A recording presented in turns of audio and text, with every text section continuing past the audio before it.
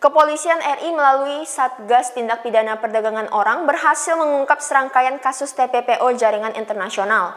Dalam konferensi pers di Jakarta, Direktur Tindak Pidana Umum Bareskrim Polri, Brigjen Pol Juhandani Raharjo Puro, mengatakan telah mengamankan tersangka penempatan pekerja migran Indonesia non-prosedural ke Arab Saudi dan kasus TPPO bermodus magang ke Jepang.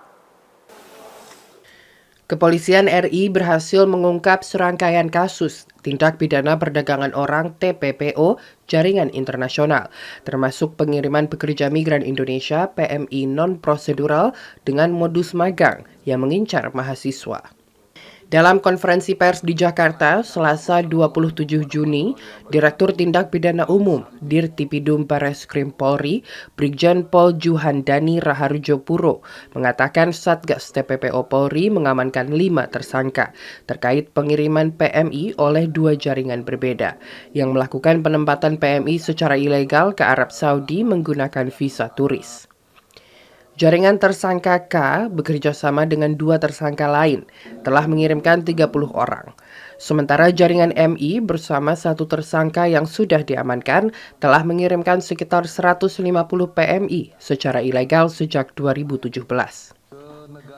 Polri juga mengamankan 2 tersangka kasus TPPO yang pernah menjabat direktur sebuah politeknik di Sumatera Barat, bermodus program magang ke luar negeri. Mahasiswa magang yang dikirim ke Jepang mengalami eksploitasi dengan jam kerja yang melebihi ketentuan dan diwajibkan menyetor dana ke politeknik. Politeknik itu tidak memiliki izin untuk mengirimkan pemagang ke luar negeri, sesuai dengan peraturan yang dikeluarkan Kementerian Ketenagakerjaan dan kerjasama dengan perusahaan Jepang itu tidak diketahui KBRI Tokyo. Praktek ini sudah berlangsung sejak tahun 2012.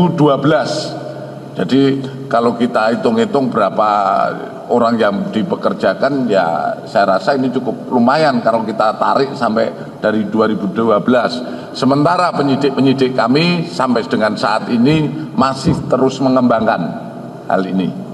Dalam kesempatan itu, Polri juga mengumumkan telah berhasil mengamankan 4 orang tersangka yang terlibat dalam perdagangan 16 bayi sejak akhir 2022. Polri sudah menyelamatkan 1.789 orang korban TPPO dengan 536 laporan telah masuk ke Polri. Dari Jakarta, Priska Triverna, Yogi Rahman, Kantor Berita Antara, mewartakan.